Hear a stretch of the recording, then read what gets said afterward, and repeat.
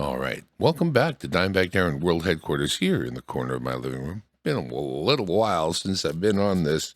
I apologize. It is going to be what it is, though, as I promised at the very beginning. I'm going to get it read. It's my favorite book, but got pulled away from it for a little while, and that's unfortunate. Right now, we're back, and we're going to see if we can't get through our next part of our story.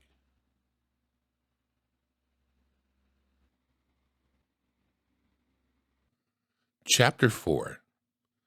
Next to Sir Mac himself, Louis Bort was the most active in rallying those dissident elements which had fused into the now vociferous Action Party. Yet he had not been one of the deputation that called on Salvor Hardin almost a year previously. That this was so was not due to any lack of recognition of his efforts. Quite the contrary. He was absent for the very good reason that he was on Anacreon's capital world at the time. He visited it as a private citizen. He saw no official and did nothing of importance. He merely watched the obscure corners of the busy planet and poked his stubby nose into dusty crannies. He arrived home toward the end of a short winter day that had started with clouds and was finishing with snow, and within an hour was seated at the octagonal table in Sir Mac's home. His first words were not calculated to improve the atmosphere of a gathering already considerably depressed by the deepening snow-filled twilight outside. I'm afraid that our position is what is usually termed in melodramatic phraseology as a lost cause. You think so? Sir Mac said gloomily. It's gone past thought, Sir Mac. There's no room for any other opinion. Armaments, began Dorcor Volto, somewhat officiously, but Bort broke at once. Forget that. That's an old story. His eyes traveled round the circle.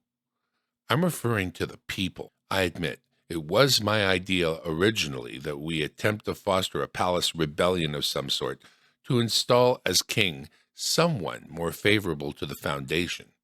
It was a good idea. It still is. The only trifling flaw about it is that it's impossible. The great Salvor Hardin saw to that. Sir Mac said sourly, If you'd give us the details, Bort. Details? There aren't any. It's as simple as that. It's the whole damned situation on Anacreon. It's the religion the Foundation has established. It works. Well, you've got to see it work to appreciate it. All you see here is that we have a large school devoted to the training of priests, and that occasionally a special show is put on in some obscure corner of the city for the benefit of pilgrims, and that's all. The whole business hardly affects us as a general thing. But on Anacreon, Lem Tarky smoothed his prim little Van Dyke with one finger and cleared his throat. What kind of religion is it? Hardin always said that it was just flummery, a way to get them to accept our science without question. You remember, Sir Mac, he told us on that day. Hardin's explanations don't often mean much at face value. But what kind of religion is it, Bort? Bort considered. Ethically, it's fine. It scarcely varies from the various philosophies of the old empire, high moral standards and all that. There's nothing to complain about from that viewpoint. Religion is one of the great civilizing influences of history, and in that respect it's fulfilling. We know that. Get to the point. Here it is. Bort was a trifle concerned, but didn't show it.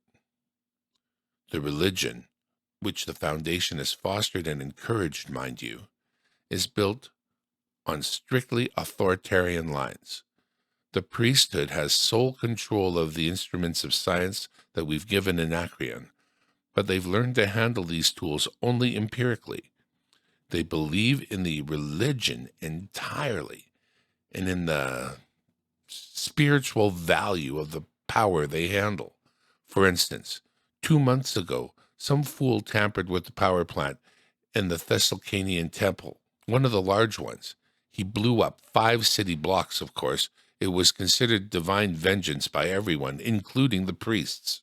I remember. The papers had some garbled version of the story at the time. I don't see what you're driving at. Then listen, Bort said stiffly. The priesthood forms a hierarchy at the apex of which is the king, which is regarded as some sort of minor god.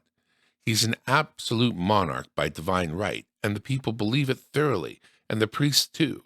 You can't overthrow a king like that. Now do you get the point?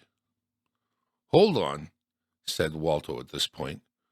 What do you mean when you said Hardin's done all this? How does he come in? Bort glanced at his questioner bitterly. The Foundation has fostered this delusion assiduously. We've put all our scientific backing behind the hoax. There isn't a festival at which the king does not preside, surrounded by a radioactive aura shining forth over all his body and raising itself like a coronet above his head. Anyone touching him is severely burned. He can move from place to place through the air at crucial moments, supposedly by inspiration of divine spirit. He fills the temple with a pearly internal light at a gesture. There's no end to these quite simple tricks that we perform for his benefit, but even the priests believe them while working them personally. Bad, said Cermak, biting his lip.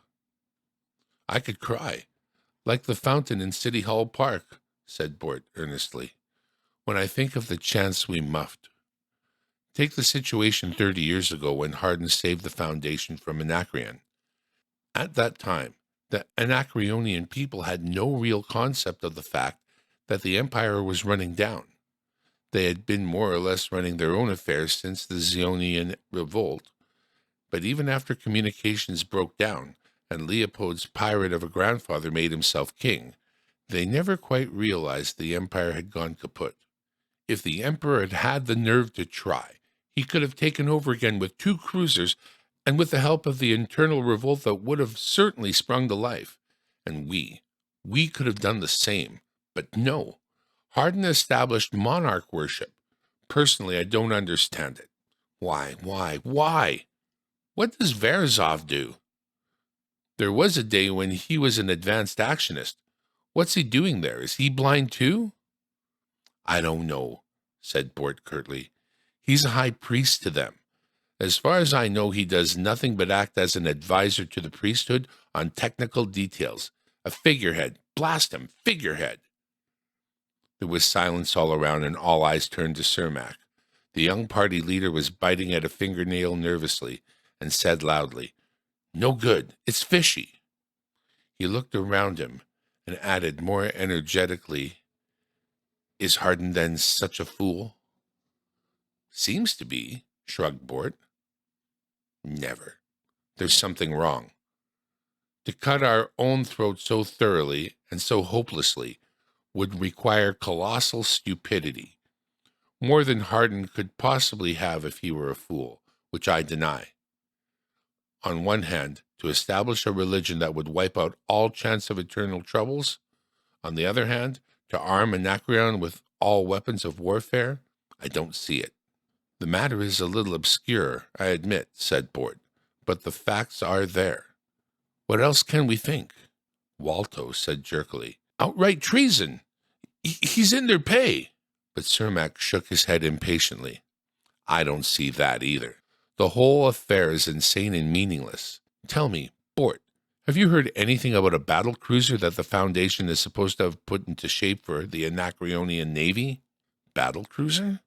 An old Imperial cruiser. No, I haven't, but that doesn't mean much. The Navy yards are religious sanctuaries, completely inviolate on the part of the lay public. No one ever hears anything about the fleet. Well, rumors have leaked out. Some of the party have brought the matter up in council. Hardin never denied it, you know. His spokesman denounced rumor mongers and let it go at that. It might have been significant. I suppose, said Orsi. Hardin hasn't had any secret weapon waiting that might... Yes, said Cermak viciously. A huge jack-in-the-box that will jump out of the psychological moment and scare old Weenus into fits. The Foundation may as well blow itself out of existence and save itself the agony of suspense if it has to depend on any secret weapon. Well, said Orsi, changing the subject hurriedly. The question comes down to this. How much time have we have left, eh? Bort? All right, that is the question, but don't look at me, I don't know. The Anacreonium press never mentions the Foundation at all. Right now it's full of the approaching celebrations and nothing else. Leopold is coming of age, you know. We have months then. Walter smiled for the first time that evening. That gives us time. That gives us time, my foot, ground out Bort impatiently. The king's a god, I tell you. Do you suppose he has to carry on a campaign of propaganda to get his people into fighting spirit? Do you suppose he has to accuse us of aggression and pull out all the stops on cheap emotionalism? When the time comes to strike, Leopold gives the order and the people fight, just like that. That's the damnness of this system. You don't question a god. He may give the order tomorrow for all I know, and you can wrap tobacco around that and smoke it. Everyone tried to talk at once, and Cermak was slamming the table for silence when the front door opened and Levi Nora stamped in. He bounded up the stairs, overcoat on, trailing snow. "Look at that!" he cried, tossing a cold, snow-speckled newspaper onto the table. "The Visicasters are full of it, too." The newspaper was unfolded, and 5 heads bent over it. Cermak said in a hushed voice, "Great space, he's going to Anacreon." "Going to Anacreon!" "It is treason," squeaked Tarky in sudden excitement.